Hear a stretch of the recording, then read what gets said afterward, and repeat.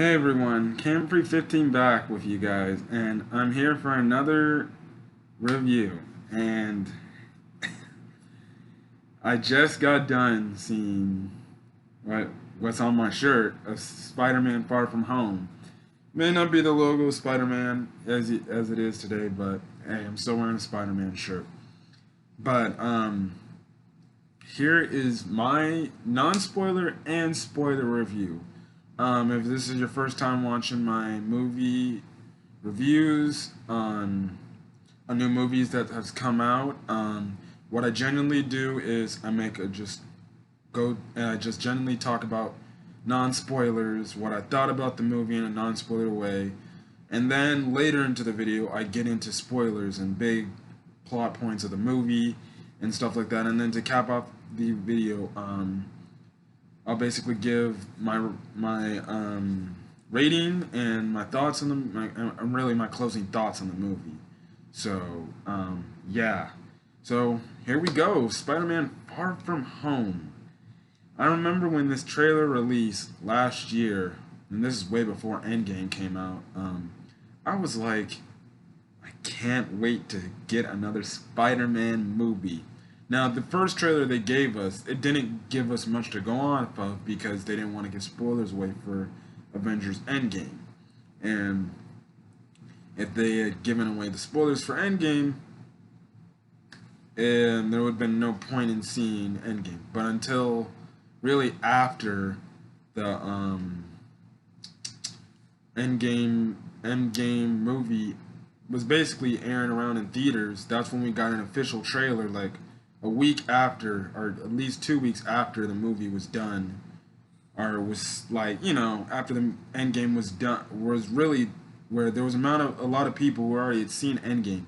And I remember seeing the second trailer where they showed more, and I was like, I'm really hyped for this movie. I know this movie's gonna do good. The last movie, Spider-Man: Homecoming, did really well, and I believe it's gonna be doing good. And another cool thing about the very first trailer for Far From Home that they released is they had another villain that we never thought go into the big screen, and that was Mysterio. I'm not gonna get into the Mysterio thing till I get into spoiler stuff. And if you guys seen the movie, I know you probably want to get my thoughts on Mysterio and stuff like that. So, anyways, basically, Far From Home and a general summary takes place after Avengers Endgame. It's funny because when the trailers were releasing, people were speculating, is this before Endgame? Or no, not before Endgame, before Infinity War. And there was a huge debate if this was, but after Endgame was out in theaters, people from Marvel already confirmed, like, no, this is taking place after Endgame. So basically, the summary of the movie is where basically Peter has to get adjusted to life without Tony Stark, while having to get the help from what is it? Well, having to get calls and texts from Nick Fury to get help to basically save the world from these elemental creatures, along with the help of Mysterio. So yeah, so I'm getting into my non-spoiler stuff right now. I thought the movie was great. I'm gonna get into my opinion of what I thought about the movie. The case of, do I think is it better than Homecoming, the predecessor to it? So I'll get into that in my closing statements. But I thought this movie was really good. It was great to me, in my opinion.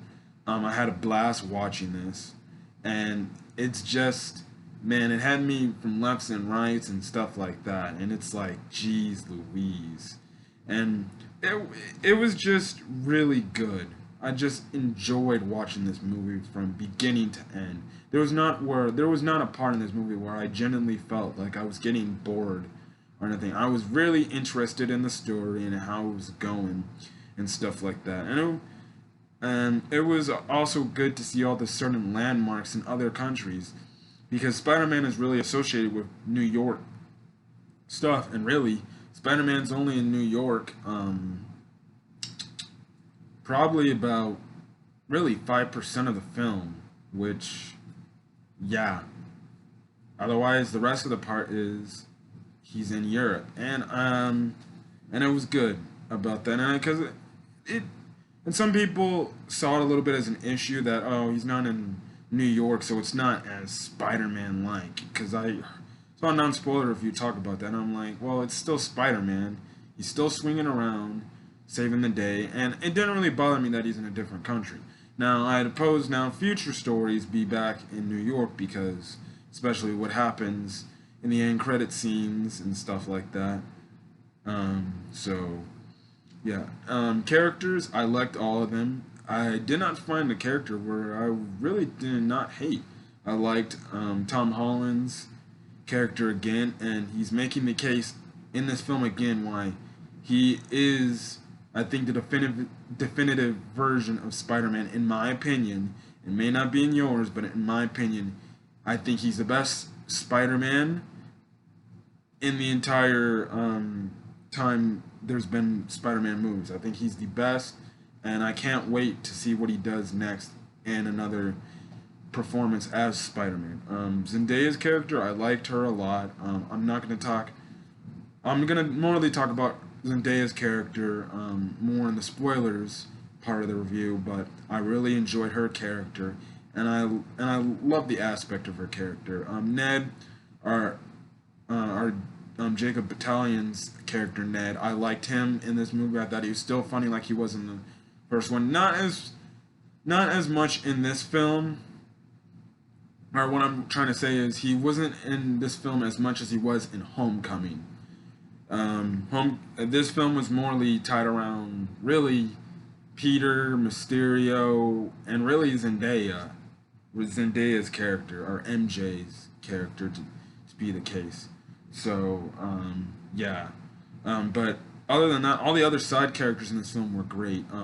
Samuel L. Jackson's performance as Nick Fury in this film was a really good performance. I enjoyed his performance like any other performance of any other movie he's been in. Colby Smulders as what's her name? Hill, Agent Hill. I liked her in this. Probably one of her best performances in any MCU movie, period, because this is probably the most time she's given screen time out of any other film and stuff like that. Other than that, yeah. What else is there? The visuals in this film were great. It was just so good to look at. Like, man, the visuals they had in this film, it was amazing to see. And yeah, I'm trying to get to the 10-minute mark of this by I'm not giving away spoilers, but really, what else is there to talk about? I thought the story was good. It was pretty convincing. The story, for the most part, it was really good because it had a little, little point to point to point, and how it spread through all the certain acts of the film. And yeah, another thing also I gotta say is the trailers are deceiving. There's a lot of things in the trailers you might see that really aren't in this film. Case in point, this is really not a spoiler, but case in point, you know how in the trailers where they show Spider-Man in that little club fighting the mob in his Iron Spider suit, that was nowhere in the movie at all. So they literally cut that on and they just put that little part in for basically trailer hype and trailer deception at the same time. That scene did not pop up one time. There was other scenes that didn't pop up at other times, but can't remember some of them because I'm just really getting on the movie. I saw my movie at 4:20 and I got home at like 6. Right now I'm recording this video at 9:19, but this will be up probably sometime tonight for you guys to check out and stuff like that. So I think I've hit the point where now I can focus on from the non-spoiler to spoiler, but if you want to know, should I see this film because, you feel like there's no importance of seeing this film, I'd say definitely go see it. It's a good movie. It's a good flick. Even if you're not a fan of Spider-Man, I'd still go see it. It's a really good movie, and who knows, maybe this movie might sway your opinion on Spider-Man. So that's my point. On my non-spoilers, I thought it was a good movie. The characters were great. Setting in films, other than all the locations, they were great too. Other than that, it's a good summer flick movie to see. And it's funny because the advertisement was saying it's the best superhero movie of the year. I'm like, no, Avengers Endgame was the best superhero movie of the year. Now, if this is the second, now this would be second best superhero movie of the year. But anyways, I digress. That's my non-spoiler review. So I'm gonna get into spoilers. So spoiler warning: if you have not seen Spider-Man: Far From Home, please click off this video. Go do yourself a favor. Go into a movie theater, buy your ticket, go see Spider-Man: Far From Home, and then come back and watch or finish off and watch the video to get my thoughts, and maybe we had agreeable thoughts to see like stuff that were pretty cool in the film and stuff like that.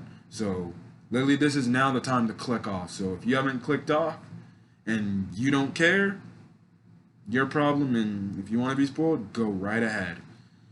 This is another movie that I did not want to be spoiled by, and I'm so happy I didn't get spoiled by. Usually now I just go to these big movies that I don't want to get spoiled by day one because I don't want to get spoiled by anybody, because I've seen people get really upset to people being spoiled. So, like I was saying, if you haven't seen the movie yet, click off now, or that's up to you what you want to do. So anyways, like I was saying, Spider-Man: Far From Home takes place probably, from what it looks like, a few weeks after, or really not a few weeks. It really picks up right after Endgame, and the movie starts off basically with Maria Hill and Nick Fury driving to some like place tore down in Mexico. And then all of a sudden, Mysterio pops out, and then the little sand creature, or the sand elemental, pops out of nowhere, and yeah, then that's gets you started. It's really your start of the film, and you also get a start of the film as well. Also, they do explain the whole situation of the whole aspect of the snap aspect of, you know, what happened and how people really deal with it.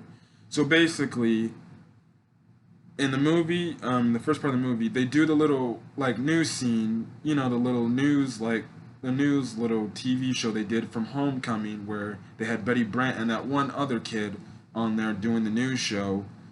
And it's funny because even my high school had that kind of aspect during a certain period of school where it just kept you updated with the news. So basically, basically Betty Brant goes on the news show, and they basically talk about the snap, but instead of them calling the snap, people around the world call it the blip, which they basically explain, yeah, where there were people disappearing, and they show a pretty like crazy accurate of basically the school's gymnasium. Their band's playing in the gymnasium, and there's, I guess, someone was recording with their phone, and after the snap happened, you saw people start disappearing and stuff, and some people from the band disappeared. And then they also reference the point.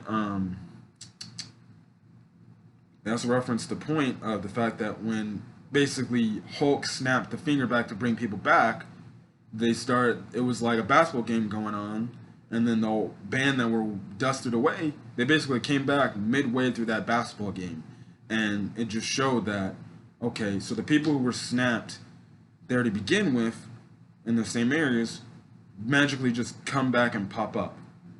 And so it was explained. And also they also explained how the whole aspect of, okay, well, some of Peter's class had to have been snapped away. So they go to this one, so there was one kid named Brad Davis who was, who didn't get snapped away. So basically, he was basically what you would say the equivalent to a little scrawny kid, to now, 5 years later, he's basically I wouldn't say a jock, but he's the basically good-looking guy that all the girls want to be with. So they showed that description and stuff like that. And yeah, so then the movie really goes into the point where Peter is talking to Ned and basically saying like he has this whole plan set up for this trip to basically, you know, get a point of basically explaining and telling MJ that he really likes her and that, you know, he wants to be more than friends basically. And he has this whole plan set up and stuff like that. Like he's gonna go buy her a necklace when they get to, I believe it was Venice, and that he was gonna give it to her at like the Eiffel Tower in Paris, and he was gonna tell her like how he felt about her, and he had this whole plan set up like how the airplane he had brought double headsets to watch movies on the plane, stuff like that. And it's funny because Ned's like, you don't need to worry about that. Let's be a bachelors. We're going to Europe and stuff like that.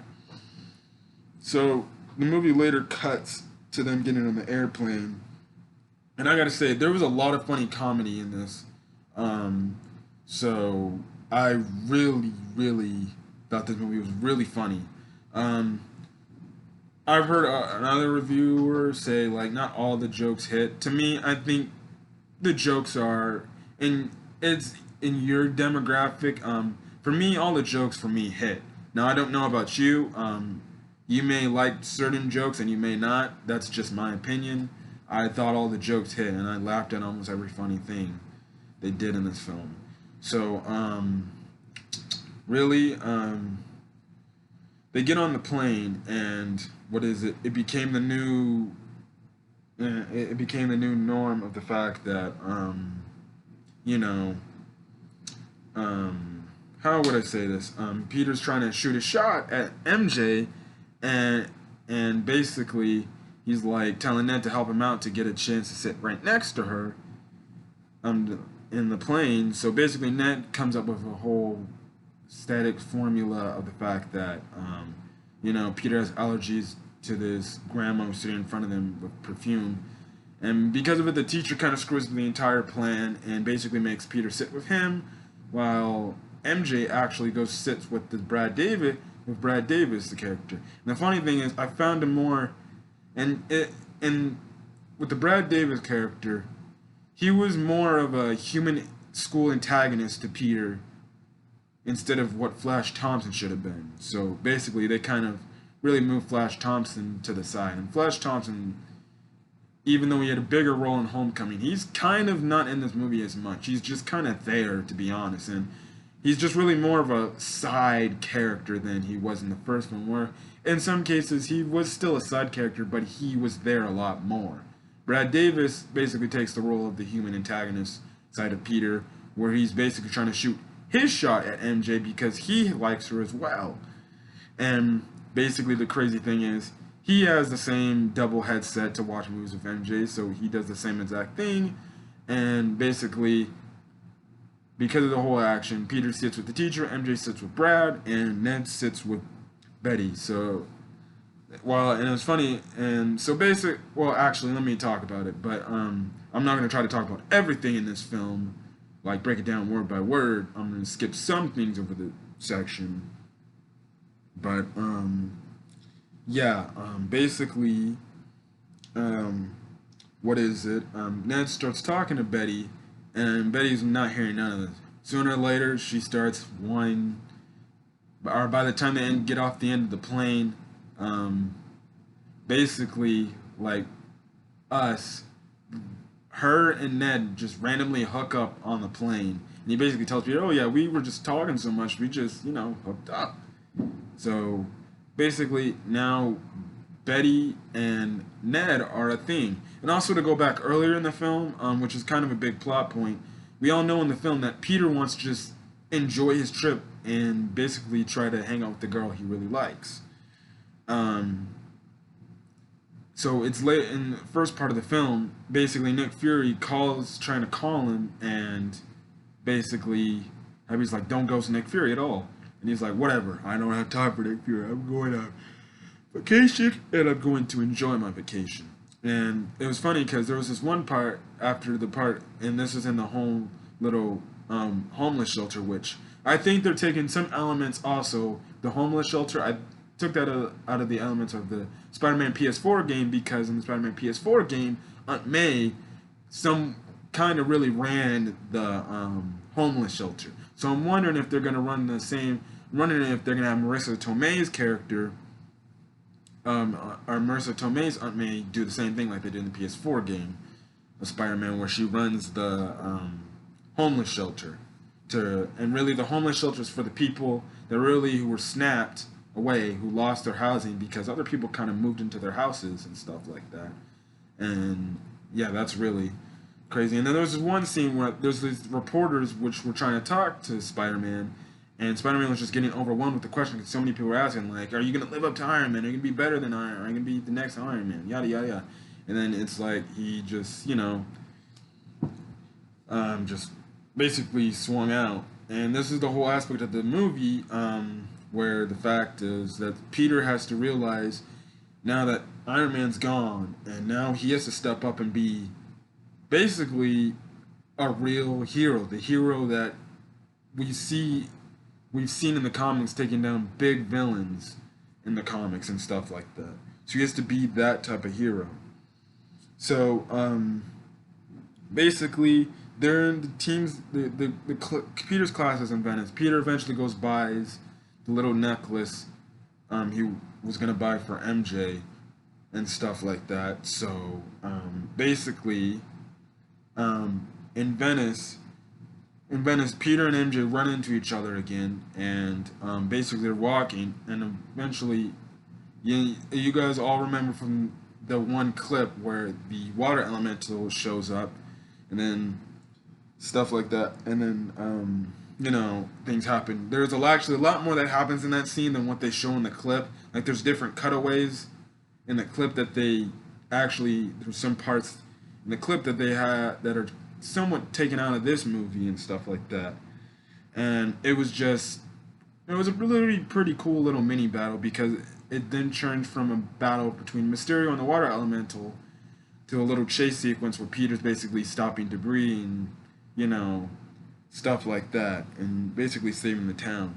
So then we basically later cut to them getting into this cheap hotel and stuff like that, and basically that's when Peter runs into Nick Fury, and I thought it was a funny joke because everyone was knocking on his door to talk to Peter, and Nick Fury was in there with his trank gun, and he literally had his gun like armed because of it and stuff like that. And it was funny because he's like, if one more damn person comes in here, I'm gonna have to like, I think he said, I don't know, like kill him or something like that. It was just a funny line. So basically, he tells him to put his suit on, and basically he meets. That's when you get the other clip from the other like trailers and stuff where Spider-Man meets up with Mysterio and stuff like that, and he basically explains his story of how he's from a different Earth and stuff like that, and how there's a multiverse and yada yada. And they later explain basically Peter needs to work with Mysterio to stop these elemental threats, and basically all the other elemental threats are stopped, but the last one they need to stop is the fire one, which is the strongest one, and the one that Mysterio says destroyed his Earth and stuff like that. So basically, Spider-Man is not down for this because he's just trying to go on his vacation. He's basically telling Nick Fury okay, look, I didn't come here to save the day. I came here basically to, be with the girl I like and just hang out and have a good summer vacation. So basically, Nick Fury was like, no, F that. You have to help us. He's like, look, we'll give you a new suit. We'll give you these coordinates and stuff like that. Meet up here and then yada, yada, yada. So basically, the crazy thing is Nick Fury messes with the trip that Spider-Man's going on and basically, really, throughout the movie, basically makes Spider-Man go to these certain destinations on the trip. So, other than that,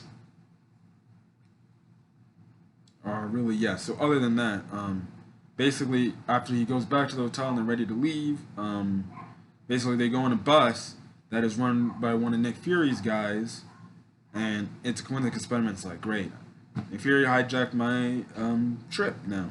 So they're headed to, I believe, is Parak, or I forgot the name of the city, the country that was in, but I know it started with a P because that was the place where the fire elemental was going to be at. So there's this funny scene. So the bus stops because Peter actually has to go pick up his new suit, which is a stealth suit, because he doesn't want other people seeing his red and blue suit, because you know, he doesn't want people to know that, oh, there's a higher chance that people will figure out that he's Spider-Man. So there was a funny scene where there's one of Nick Fury's agents is there and basically gives him the suit and basically tells him to take his clothes off. So he starts taking off his pants off. And if you all remember, Brad Davis, what is it? Sorry guys, that's Angels content. I'll probably talk about that if you heard about the tragic news about the Angels, but I'll make that another review. But going back to the movie review,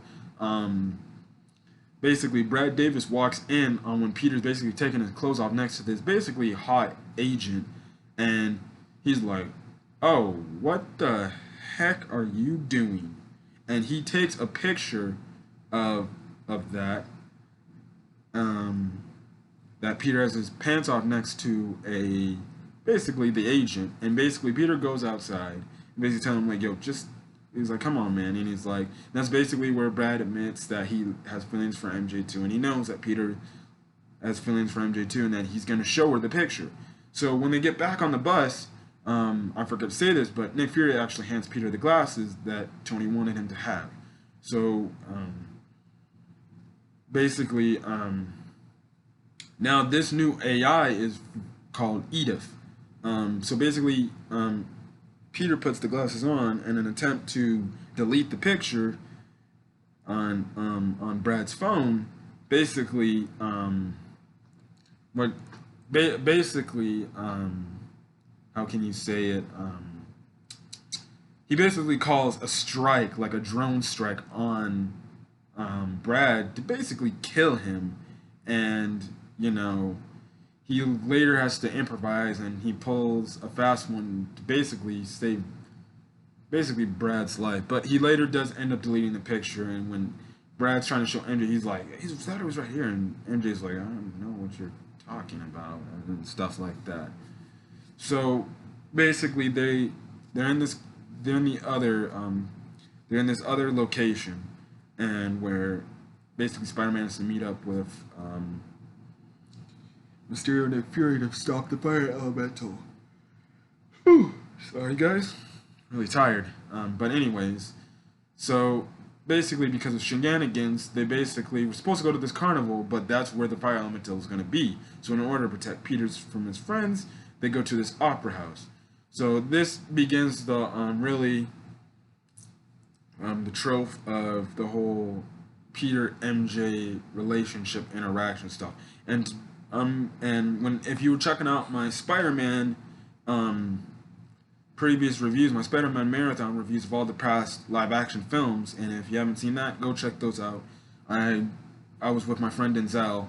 Sadly, he couldn't be on here today because he couldn't see the movie, but next week he's definitely going to probably see the movie, because I know for a fact I'm going to see it again, probably with him. But anyways, basically they go to this opera house, and Peter and MJ start having the talk. And like I was saying earlier, the thing I like about Peter and MJ's relationship in this film, which now I'm starting to like it more than all the other relationships in all the other live action Spider-Man films. The fact that their relationship is a genuine teen relationship, where it's two teenagers that, you know, have somewhat feelings for each other. They don't know how to talk about those type of feelings, and you know how they, you know, really like each other and stuff like that, because Peter's like stumbles, and you know, they act awkward with another, and it's not awkward where it's cringe, like it's awkward where you can cringe, but it's like you can feel it at the same time, like, you know, that's probably something I kind of did when I was with a girl I liked, and it was hard for me to talk to them. But it was that type of like good, and I really do like the relationship between Peter and MJ in this film because I felt like it wasn't rushed throughout the movie. It was a big point, but it didn't feel like as a big point where I thought when I first thought like, oh, this is gonna be like overtaking the movie as a whole. They're gonna save Spider-Man stuff for Spider-Man stuff, but majority when it comes to Peter Parker stuff, it's gonna be him and Zendaya's character. And it really wasn't a big part of the film, both of them, and stuff like that. And it didn't feel like it was a forced relationship, like most superhero movies are, where they force a certain relationship if not done correctly. So basically, they asked to sit next to each other, or MJ has to sit next to Peter, but Peter has to go because he has to do the whole, basically stopping and helping the Earth Elemental. So basically, what is it?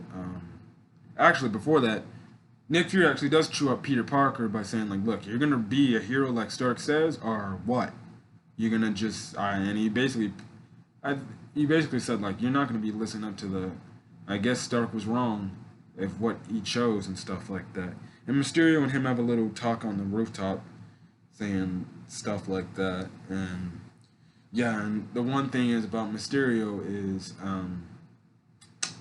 yeah, it's just he's that inspiration to Peter throughout the film. Also, I forgot to mention this in my non-spoiler review. Jake Gyllenhaal's performance as Mysterio, top notch. He literally stole the show in this film. He was arguably one of my favorite characters in this movie, and I had an enjoyment. Probably my two favorite characters in this movie were probably him and Zendaya's character. I really liked those two a lot, really did. But Jake Gyllenhaal, I like a lot more because he really does come off like a dude that plays the role of Mysterio. But anyways, after the talk and after the battle, basically MJ sees that Peter leaves, and it's funny. Before, when Peter is like about to leave, Brad Davis looks at him and he basically flips him off, and then he sits next to MJ. So MJ sees that he's gone, so she follows him.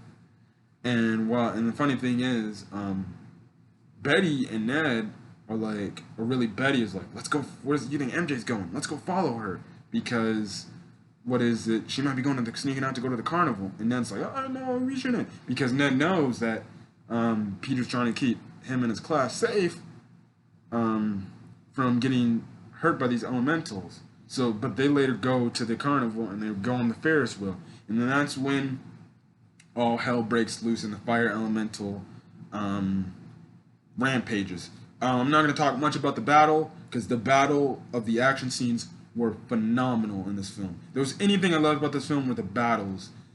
My goodness, they were top tier battles in this film, and it was good. I won't go into detail about the this battle because I want you, and I probably won't go into details about all the battles. I'll just spring a little some aspects of the battle, but it was phenomenal to look at these battles. These battles were visually pleasing to see. The action scenes, top notch, top notch. It's like as if they left off of Endgame. They're even doing a really good job with it. So anyways, after the battle's done, basically, it looks like Mysterio was really going to sacrifice himself to stop the Fire Elemental because the Fire Elemental was getting so strong to the point that it looked like he was going to sacrifice himself. So Mysterio tries to sacrifice himself, but in reality he's still alive, and Peter breathes a sigh of relief because he thought he lost another character that was a mentor to him.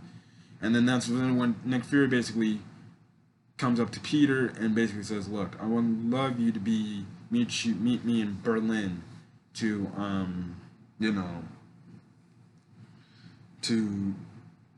be here to basically show that you've taken care of like the threats and stuff like that and the aspect is, and I think he also said in that is it's time to step up and stuff like that and be a hero. You need to stop being your friendly neighborhood Spider-Man. It's time to be a big-time hero. You're Avenger now. It's time to step your game up. There's a reason why Stark entrusted you. So, so while that's done, Peter and Mysterio, or Quentin Beck, have basically a little conversation in the bar that you saw in the trailers, and basically, Peter's basically telling Mysterio like, "Hey, I'm just here just to be on my field trip with the girl I like, and stuff like that." And he really doubts himself of being like the guy that's like, the next guy in charge of being like the next big superhero that Tony Stark entrusted him. So basically, Peter gives up the glasses Tony Stark gave him and gives it to Mysterio because he saw Mysterio much more as a Tony Stark figure in his eyes, and he's like, maybe Tony Stark didn't give this to me for just me. Maybe he wanted me to give it to me to give it to another person that can live up to his name. So basically, he knows he has. So basically, he gives it to Mysterio, and Peter basically dips, and he's like, I gotta go back to my hotel and chillax. And this is when we get the plot twist where, well, it's not really a plot twist, but everyone saw it coming. But this is the part of the film where now Mysterio is revealed as the villain. And when he left, and then I saw a little blue dimension shrinking down, I'm like, oh my goodness. I'm like, he's been behind this thing. I'm like, I knew it. Somehow the elementals are fake, and he's fooling Peter and Nick Fury. And basically, my goodness, this is some of the best, I think, in my opinion, I think it's some of the best stories, some of the best, some of the best storytelling for another MCU villain. I think this is another villain who wasn't really all that eye-appealing, done justice and done in a great fashion. Like how everyone when Homecoming was coming out, and people found out that Vulture was going to be the main villain. People were like, okay, how can you make the Vulture a main villain? He's not really iconic, and he doesn't have nothing special towards him. Homecoming made him literally special because they had the tie-ins from the very first Avengers movie of him having the Chitauri tech. This time, Mysterio's character is all built upon past elements of some elements of the past MCU movies, but really Iron Man stuff. So it goes back to saying, and this is gonna probably be another, it's then going back to the trope of now, even though Tony Stark is dead, there are still repercussions for the actions he's done in the past. Because in basically Mysterio's, or in Quentin Beck's basically little speech, he's talking to this other group of people that he's been working with for a time. They all used to be working for Tony Stark. And they do some of the best storytelling callbacks I've probably ever seen.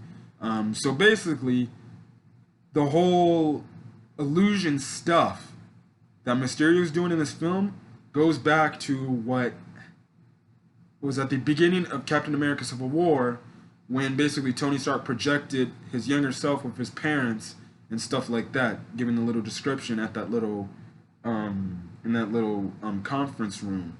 And it's like, oh, and even though it's like, oh, what a coincidence. Yeah, they made Quentin Beck working for Tony Stark, but they had it in the scene that he was in the picture, and that he was basically upset that basically Tony Stark kept using his stuff, but the fact is that the reason he's mad at Tony Stark and he wants to get back at him by basically using his tech, he feels like was basically taken from him from Tony Stark, to use it to make himself look like a hero, which everyone technically figured out would be the plot of the movie. And basically he did that because Tony Stark fired him because Tony felt like he was too unstable and stuff like that. And there was this one guy who actually was the same actor who was back in the very first Iron Man film where Obadiah Stane was yelling at him saying like, if like make this armor better. He, for goodness sake, Tony Stark was in a cave. If he can do it, you can too. Stuff like that. So that character from the first Iron Man movie has now been put into Far From Home to find a way to get back at Tony. And now they have the AI working, and now they can Edith. Yeah, Edith. Crap. Sorry, I keep thinking something else. But now they have Edith now basically back in basically Jake Gyllenhaal has his stuff back in his hands and stuff like that. And the crazy thing is he's been using these drones to portray the illusions that's been fooling basically Peter and stuff like that. So it's really crazy because he's using the drones to project the elementals and Theron. I was really impressed at stuff like that. And it goes to show that now Tony Stark's dead, but there are still people in the past that were affected by Tony Stark's rash decisions in the past, whether it's from his own arrogance or his own ego getting in the way. And it goes to show, even though he's now dead, there can still be villains in the future of the MCU here on Earth. And I'm talking just about Earth alone, not like in the cosmic area, but there's still people on the planet on Earth who could have used to be working for Tony, but in an effort to get back at him or to basically try to rewrite the legacy of Tony Stark in their own image and take advantage of that to make themselves look like better people. That's what they do. That's basically they're using technology from him to get back at him because Tony did bad things to them in the past, which goes to show that whatever future Earth stories or whatever future Spider-Man stories we have in the MCU, some of the villains could be affected by Tony Stark's decisions, which goes back to show that all the way back to the beginning still has an impact of what's going on today on Earth's level threats and stuff like that, where it can be just a main villain, like say a Spider-Man or even maybe the next Black Panther movie could have somewhat of a tie-in to Tony Stark. Now, people can say it's an overtone trope. I'm like, okay, look, can a villain stop being connected to Tony Stark in a way? Okay, I think this should be the last time they ever have a villain connected to Tony Stark. I think if they want to have a villain connected to somebody, they can do it with the Avengers from like the past Avengers and stuff like that, like Cap, Iron Man, Hulk, and stuff, and Thor and stuff like that. But I think eventually some people eventually say, okay, look, we need to stop making villains that have tie-ins to Tony Stark because it's just a repetible trope. Come up with a new villain with a brand new story. So basically, Peter goes back to the hotel, runs into MJ. They later eventually go out for a walk and talk, like the trailer where basically MJ basically tells Peter like, oh, you're Spider-Man and stuff like that. And she's like, basically tells Peter like, basically like, look, the only reason why I've been like, basically paying attention to you more often is because, I thought you were Spider-Man and stuff like that.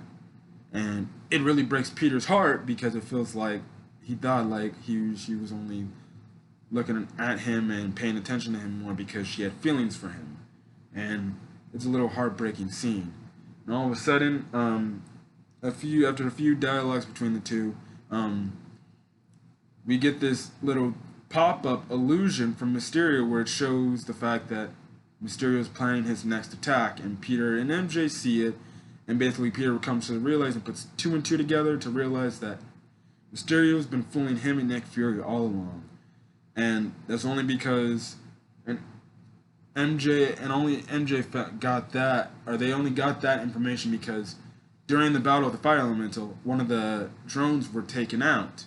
So MJ actually picked that up and basically, you know, showed Peter like, this is the reason why I think you're Spider-Man. Whose else webbing would that be and stuff like that. So basically, they head back to the hotel because they know, like, oh crap, he's gonna be coming after us soon. So basically, and it was another funny scene where Peter's like starting to take off his clothes, but MJ's like, oh crap, she's like, and then she later turns away, and then it pans over to Ned, and Ned's like, what the heck's going on in here? And basically, Peter's like, oh yeah, she knows now. She knows that I'm Spider-Man. So basically, Peter has to go to Berlin to find Nick Fury to basically tell him the information that Mysterio's been basically a liar. And actually, the funny thing I realized when he was swinging to Berlin was the fact that, you know, Berlin was where he made one of his first few appearances in the MCU, or whereas Berlin was the place where he made his first appearance in the MCU from Captain America Civil War. So a little bit of a tie-in from that, I guess you can say, with Berlin. So basically, he meets up with not Tony Stark, Nick Fury, basically telling him, like, look, Mysterio's been catching us for all for fools. He's been a fraud. So basically, what is it? Basically, this is when Mysterio comes in, and basically, this is when Peter Spider-Sense basically activates this time and basically feels like Mysterio's in the area. So then, basically, Mysterio does the things that people seen in the comics. Now it's brought to the big screen and done in real life. And oh my goodness, can I just say, the Mysterio illusion, this part of the scene, this part of the movie, oh my goodness, it was one of the most craziest moments of the film, and one of the best moments of the film. I loved the illusion scene where Spider-Man's mind is literally being messed with due to Mysterio's illusions. Like, he's messing with him and stuff like that. And I'm not going to go into details with what happened with the scene, like, stuff like that, because it was such a crazy, powerful scene and stuff like that. And, you know, it goes to show that this is what we would have thought was coming. This is the type of battle we thought we'd see. The illusion, Spider-Man versus Mysterio illusion battle, and my goodness, it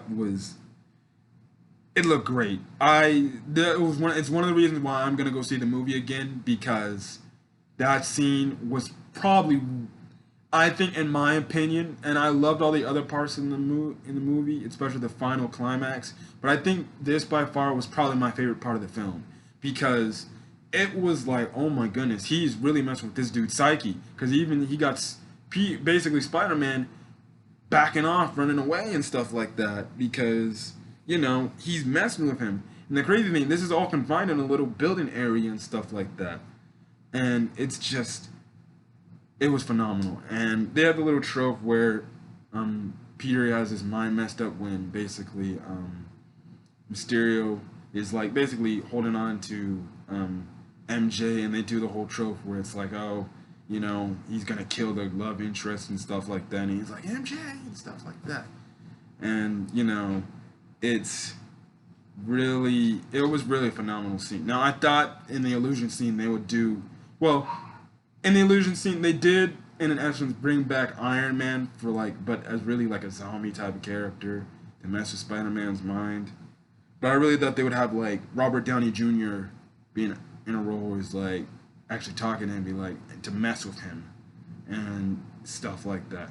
Now, I think it would have been more effective if Peter did not know that Mysterio was causing illusions. That would have been more effective, but hey, it's regardless of the fact. But it would have been cool nonetheless to see maybe a Robert Downey cameo as an illusion to mess with Peter's mind. But regardless, it still was a really good illusion scene.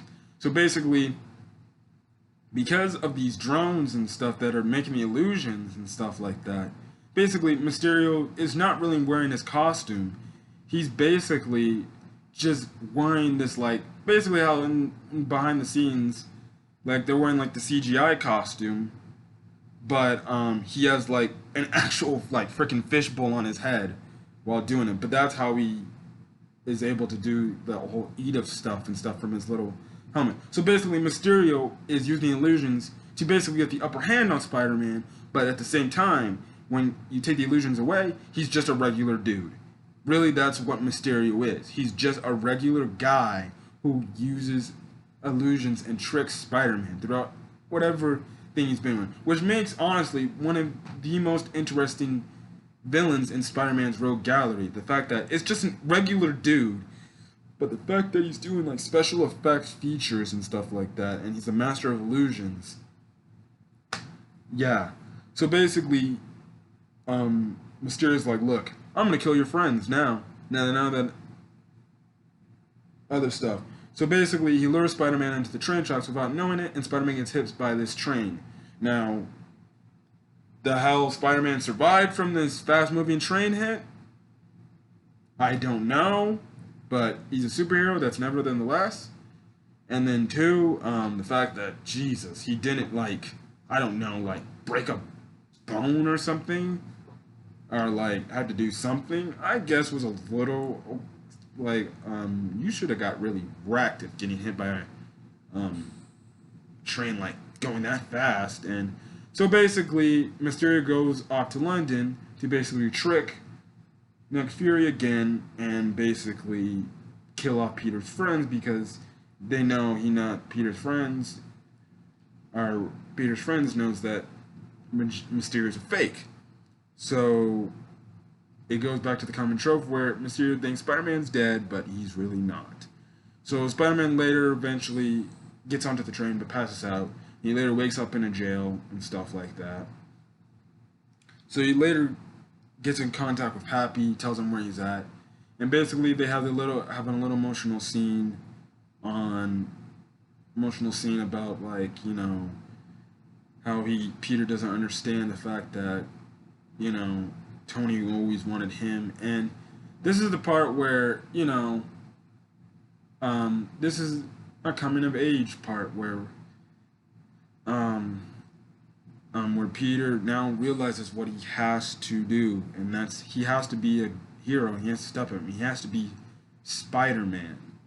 Because Happy even says like, Tony never anticipated you to be Iron Man. You never were gonna live with Iron Man. And basically, at first I thought they didn't, but basically Happy implied like you have to be your own hero. You have to be who you are, and is your Spider-Man. And basically, that was pretty cool. It was pretty cool. Oh yeah, and to go back to the illusion scenes, the one thing I did like about the illusion scenes is I loved how they did the different costume swaps in the illusion scenes. They had like him going from a stealth suit to the homecoming suit, and then they even had the homecoming. They had his first suit where it was his hoodie outfit from the homecoming movie at the end of the film when he's in the final battle against Vulture. They had that. I love that throwback. The fact that they brought back all the costumes for that illusion scene. So basically, Peter, and that really ties into when Peter's making a new costume. And basically, that's when he makes the red and black costume. And the cool thing is, Happy is like, you take care of the suit, I'll take care of the music. And they play the music from Iron Man 1, where it was like, you guys know that dun dun dun dun dun dun dun dun dun dun dun dun, you know that song. And it's funny because Peter's like, oh man, I love that song. And it's like, and I figured when they said that line in the trailers, I was like, I'd be shocked I would not be shocked if they play that song. Like, at first I thought they'd play that song where he would go into battle like that. Now, if he played the song going into battle like that, that would have been epic too. But it was still epic. And it was funny because Happy was glancing back for a second, and Peter looks at him. He's like, what are you looking at? He's like, nothing. And it's funny because it's like, it's reminding him of Tony, because Tony did the same thing. He created his own suit. So for all the people saying that, oh, Spider-Man's relying on Tony Stark too much for suits, he has to make his own suit. In a case, this little scene, he makes his own suit. So for the people that were complaining about that, I see no issue of you complaining about him making his suit. So I'm gonna speed this up because Jesus, this video is about to turn into an hour. But basically, Spider-Man basically gets to London, glides into the battle, and basically Mysterio sees him coming down, and basically that's when Spider-Man basically fights, basically goes into the illusion and takes down the drones from the inside. So Mysterio really later finds out that Spider-Man's internally doing that. So we have the final scene, which, oh my goodness, that it was amazing too. It's basically Spider-Man versus like a dozen of the drones, and that's explanatory of itself. While at the same time, MJ, Happy, Ned, Betty, and Flash, they're all running away from these other drones that are trying to kill them. And it's funny because there's this one scene where they're locked in this little bunker thing, and the drones basically trying to get through the door, and basically that's when they all confess like some sort of you know, some sort of revelation and stuff like that. And then one of the funniest revelations was the fact that Happy said, like, I'm intimately in love with Spider-Man's aunt. And then Flash, Betty, Ned, and MJ were all like, oh, what the F's going on here? And they're like, what? You're intimately in love with Spider-Man's aunt. And because it was throughout the entire movie, Marissa Tomei's character, which I love a lot more in this film, and Happy character, or really Aunt May and Happy's character, it looks like, man, they must have like done something when Peter was gone or something like that, or they must have like, on the side did something when Peter was on his trip. You had to, but they were basically hinting that they had some kind of relationship going on between the two, and they were like dating or something like that. So it was just funny because even earlier in the film there was this one scene where Peter was calling Aunt May, and basically Happy was in Aunt May's work at Aunt May's job just eating food, and he's like, wait, Happy's there? And he's like, yeah, say hi, Happy. And she was like, say hi, Happy. And he's like, hi, Peter. And it was just funny because I'm like, I see my guy Happy. He's trying to hit up on that Aunt May, or hot Aunt May, if you were telling me. And I don't blame him. What can I say? But basically, Peter eventually takes care of basically everything the drones, and he's face to face with Mysterio, and basically Mysterio tries to create another illusion. But the one thing that helps Peter win this battle is basically a spider sense that they call Peter Tingle in this. And I guess in some cases it answers the question to people who question the fact that does Peter have why does Peter's like spider sense not activate, or whereas like the whereas like where it makes that one noise where it sends out everything. Apparently, it looks like that ability has not yet activated, and only Spider-Man, and it looks like Spider-Man can do it at only certain amount of times. Like it will activate, but not activate for instance. But I think but one of the main reasons why it wasn't activating was because of the illusions. So basically, when he's charging toward Mysterious, he's using his spider sense to basically see what's real, to basically sense what's real and what's illusion. So basically, he later gets past everything that was blocking Mysterio. He takes down Mysterio. Mysterio hands back the glasses to him. And basically, Mysterio tries to catch an upper hand on him, but Peter saw it coming and luckily gets out the way of a gunshot to the head where Peter probably could have died and stuff like that. And basically, from what it looks like, Mysterio is dead. He later dies and stuff like that. And it's the whole thing where Peter was basically telling Mysterio, like, I looked up to you as like an idol of mine and stuff like that. And I kind of related it to how in The Flash, TV show where Barry had all these mentor-like characters, like in um, Dr. Wells was really Eobard Thawne, and then Jay Garrick was really Zoom from the shows, and how he felt like he was betrayed by them. It was kind of like how in this movie Peter felt betrayed by Mysterio because he felt like he trusted him. He told him personal information about him and stuff like that. So, and so basically Peter gets a hold of crap, I forgot the AI again. Ed, whatever. He gets control of the AI again, and basically asks the AI, is like, is this another illusion? And basically the AI is like, no, that's from where it's all coming from. It's the real deal. So, from what it looks like, Mysterio is dead. Now, when I talk about the mid-credit scene, I don't think he is. I'll get to that, really. So basically, um, so basically, the really the final after the final battle, MJ runs back to the bridge. She runs into Peter. She basically hugs him, and that's when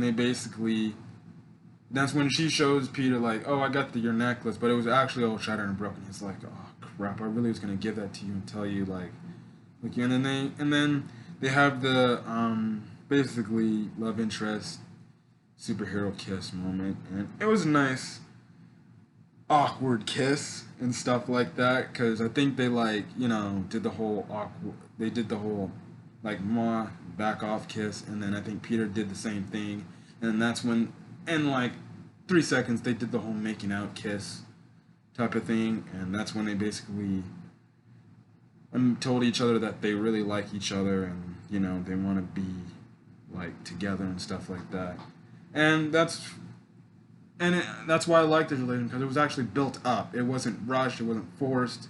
It was slowly built up and stuff like that.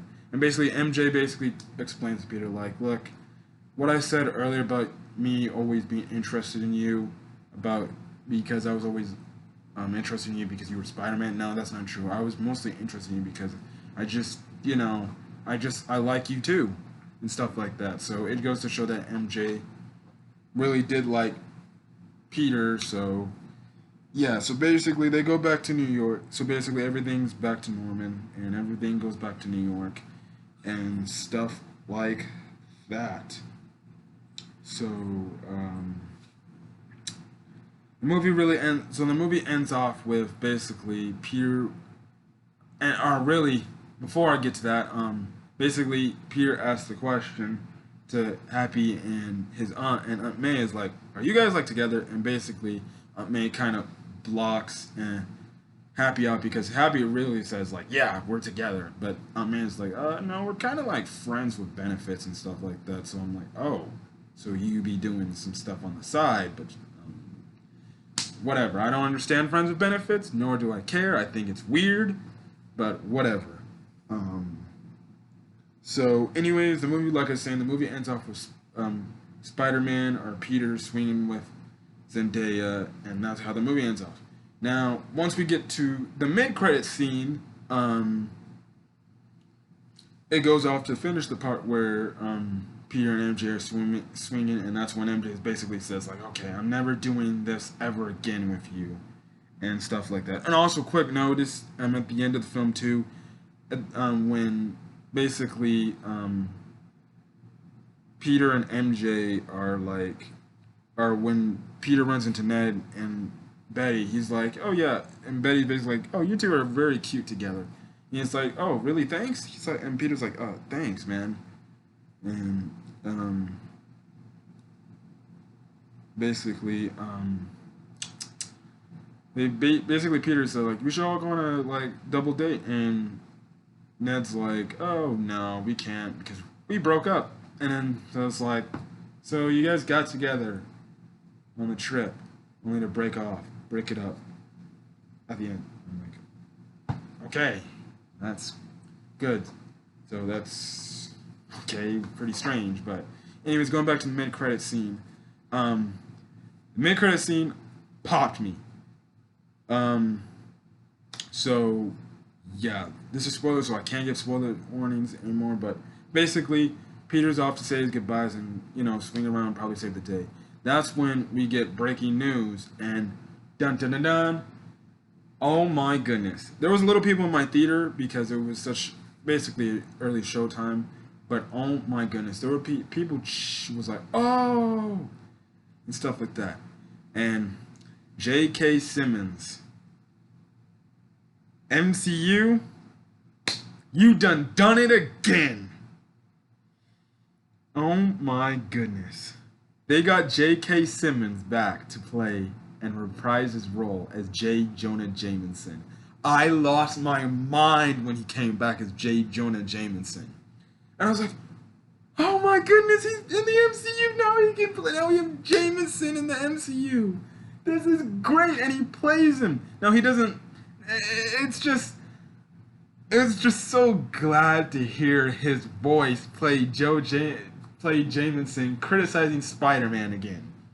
Cause I'm like, oh my goodness, I can't wait. I can't wait for Spider-Man 3. The reason why I say this is because after Jameson's talking, he's like, we got a special anonymous source like gave this special message. And basically they post on the board the final moments of Mysterio's battle with Spider-Man. And basically throughout the scenes, throughout the one dialogue scene, basically Mysterio's making it look like Spider-Man was the reason for his death and that he killed him, and the fact that he was the one that sent. When he was the one that had all that he was the one that had all the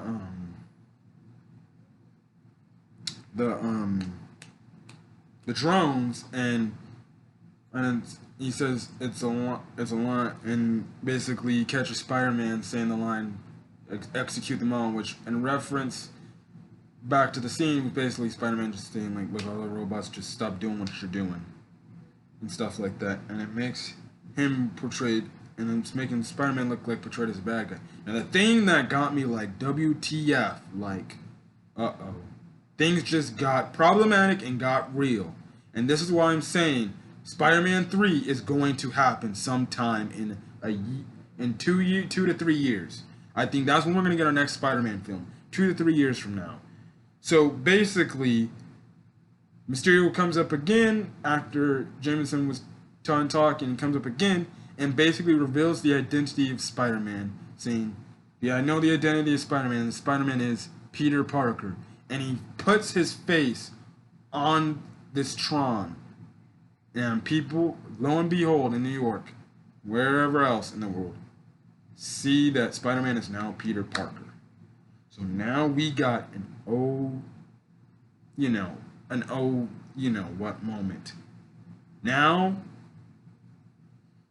oh my goodness, this could be problem. I'll give credit to this. Kevin Feige has some massive balls to do what he's doing. And looking like Spider-Man 3 is going to have some severe repercussions after this movie. Also, if you look close enough in the mid-credit scene, Mysterio's wearing his costume. Now, we're all led to believe that he's dead. After that mid-credit scene, I don't believe he's dead. I think Mysterio somehow had a backup plan to get out of the situation just in case he thought he was going to die. Which means he pulled another illusion on Peter to make it look like he really died, but he's really alive. Because I think it'd be a total waste if they just killed him off in this film. My speculation is this. I think Mysterio's gonna come back in another forefront main Spider-Man film, but probably in a Sinister Six film. And it's gonna shock Peter out of his mind. So far, the only villains we know in Spider-Man's history and the Spider-Man story so far is Vulture, Mysterio, and Scorpion. Scorpion in Homecoming wanted to know Spider-Man's identity. Now he does, so he could be after him, which leads to the case of now maybe Peter has to protect his loved ones and and his friends now that he knows, because now they can just walk up at his school, his house, stuff like that. So, yeah. Now, I think they'll try to rectify it, and I think what a good way to rectify it to make look like Peter Parker's not Spider-Man is, in which I'm going to get into the second end credit scene, which is the post-credit scene. So in the last post-credit scene, Nick Fury and Maria Hill are driving in the car there. They're later revealed to be the Skrulls from Captain Marvel. Yes, Captain Marvel, the movie that everyone hated, are hated because of Brie Larson. Yes, they were. It was the two. It was the two. It was the one Skrull, the one leader of the Skrull. I forgot his name. It started with a T. And his wife, basically, coming in and filling in for Nick Fury because Nick Fury is up in space because he's on so-called vacation. That's when he walks out of this so-called vacation place, and basically he's in a spaceship where there's a lot more Skrulls that are working for Nick Fury and stuff like that, and it's in space. So, and that's where the end credit scene ends off, and yeah, that's the movie. I've been watching other reviews and watching other end critics explain reviews, and basically what's going on with the end credit scene is apparently, I guess, Nick Fury's building basically a shield in space, but it's called Sword, basically that deals with cosmic threats. And it's only shocking that Nick Fury's getting into the cosmic threats because of what happened with Thanos and everything now. Because now it's time to start doing. So now, yeah. And he's working with other Skrulls. And who knows what we get from this. Maybe we get secret invasions in the future. Or other things and stuff like that. But the future is bright. Now, I'm going to give a quick little prediction and stuff like that, but like I was saying earlier, if I think the way they can rectify the whole Peter Parker being people finding out he's not Peter Parker is this. Now they can pull something. They can do this for that. And if they make Spider-Man 3 where he fights the Sinister Six and they actually try to go raid his house, they can possibly get a Skrull to come back down to Earth, pretend to be Peter Parker, shapeshift into Peter Parker, pretend to be him, and when Spider-Man is fighting the Sinister Six, the Skrull can come alongside as Peter Parker, pretend to be Peter Parker, where there's Peter Parker and then there's Spider-Man. And then the villains can see that and be like, no, he's right there. He's right there. And stuff like that. And it could fool them to think, okay, maybe the kid's not Peter Parker after all. But at the same time, in Mysterio's in the Sinister Six, he could also give, and if he does come back, he can give the illusion off as if, no, that really is Peter Parker. That's just some stupid trick he's trying to pull. I don't know. I think that's going to be really my prediction on how people will have to somehow not realize that he's Spider-Man. Now, as for the villain side of the perspective, yeah, maybe that can work. But now for everyday people, they'll know. So it's a little another back tie into Iron Man 1 where Iron Man basically told him he's Iron Man.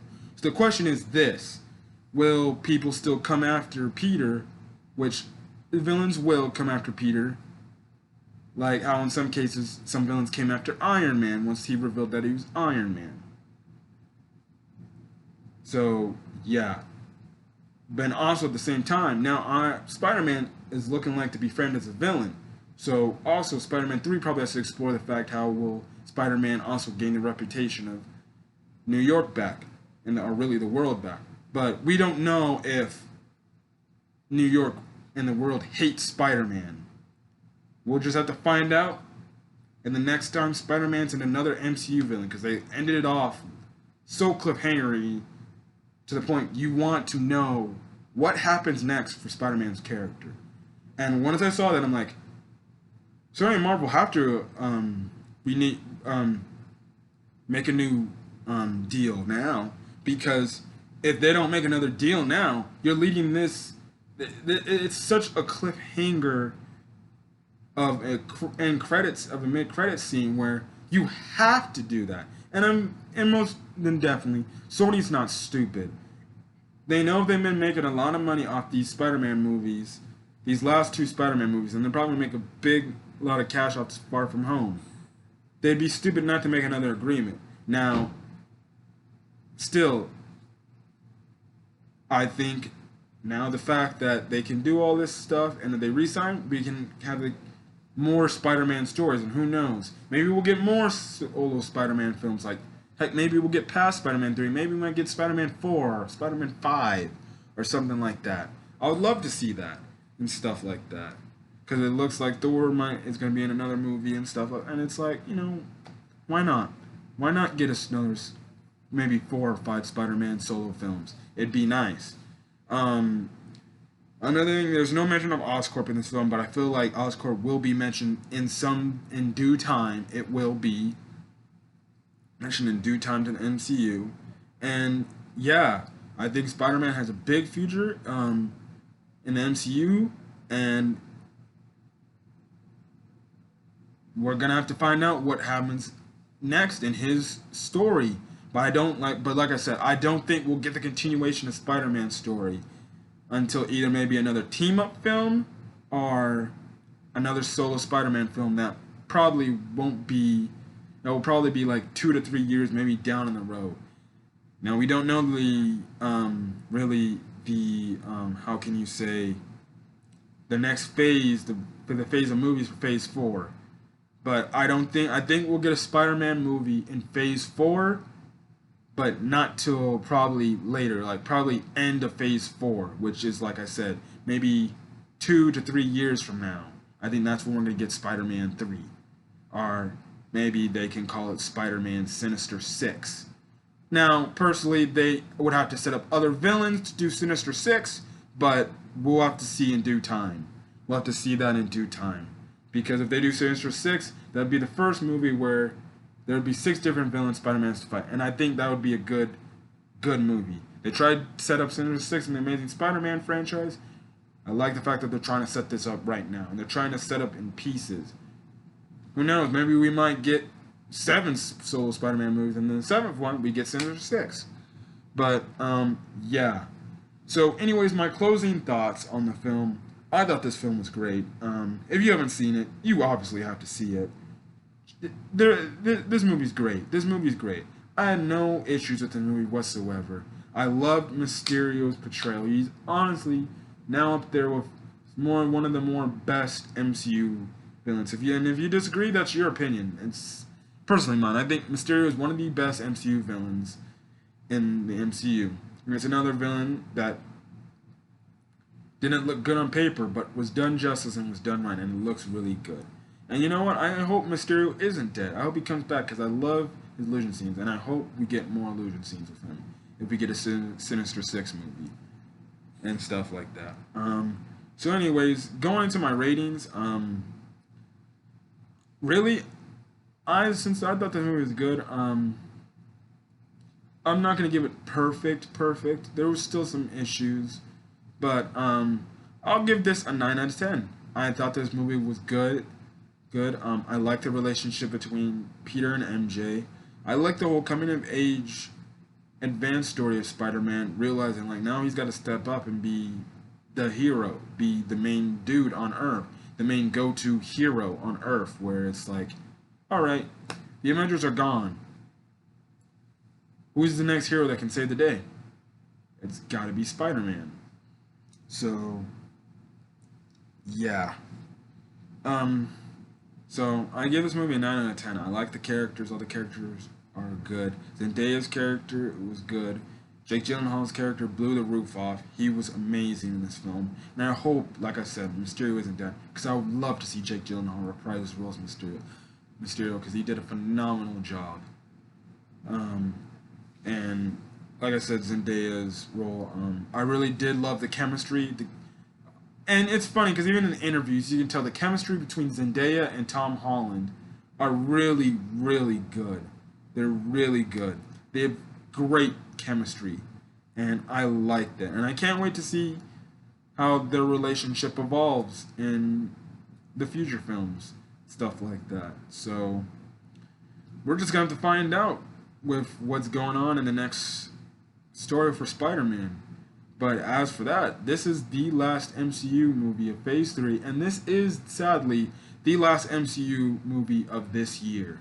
So we won't be getting another MCU movie till next year, which is the Black Widow movie, which seems like it's going to be coming out by next year and stuff like that. I might go check that movie out. I'll see. If the trailers get me sold on it, yeah, I'll most likely go see that movie. But other than that, yeah, we're gonna not have MCU for a while, and it's gonna be pretty depressing to see because we built up so long for this moment, and now it's all concluded. But now, it's like they say, every good thing that comes to a close, there's always a new beginning. And Spider-Man Far From Home, even though it's a closeout to Phase 3, end credit scenes have new beginnings for Phase 4. And I can't wait to see where Phase 4 goes, because it's going to be different timing. It's going to be different. It's going to be a lot different. I think there's going to be a lot more cosmic movies than on-Earth movies. I think really the only on-Earth movies we're really going to get from is going to really be from Spider-Man and Black Panther. Other than that, other MCU movies are going to be majority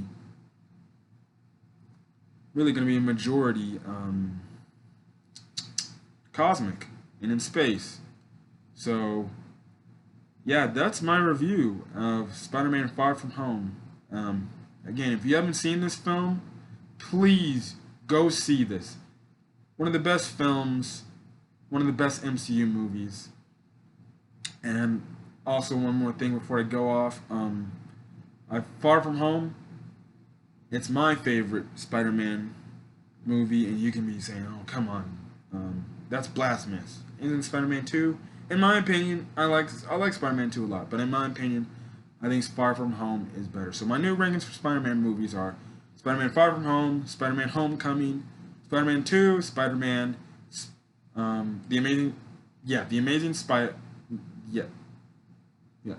Spider-Man Far From Home, Spider-Man Homecoming, Spider-Man 2, Spider-Man, The Amazing Spider-Man, Spider-Man 3, and then The Amazing Spider-Man 2. That's my rankings from best to worst of Spider-Man movies, and yeah, I'm gonna be watching a lot more people's reviews about this movie to get their thoughts. So, if you like this video, leave a like, and also if you want to air your thoughts about this movie, leave a comment in the comment section, and I'd love to hear your I'd love to hear your thoughts on the movie and what you thought about it and stuff like that, and if you agree with what I said. But we all are entitled to our different opinions and stuff like that. But yeah, other than that, that's it. That's my review for Spider-Man Far From Home. I don't know what the next movie I'll be seeing, whether it comes out to theaters. I don't know when the next movie it is, because technically I've kind of seen all the movies I want to see, but really, there is Lion King live action. I'll probably see that next. I'm somewhat interested in seeing that Hobbs and Shaw movie. I'm not really big into Fast and Furious, but I might check that out. And then I might also check out that Dora movie coming out later in the summertime in August. But I might just be doing a review on that to probably explain how bad that is. But other than that, that's really it when it comes to movies for really the summertime that I'm really anticipated to see. Really, the only next anticipated movie I'm ready to see this year is probably Star Wars, and to see if they're gonna fix Star Wars. So, anyways, leave a comment if you feel like it. Leave a like, or also hit that subscribe button if you like this video and you want more of my content. Like I said, I do reviews and stuff like that, and other stuff.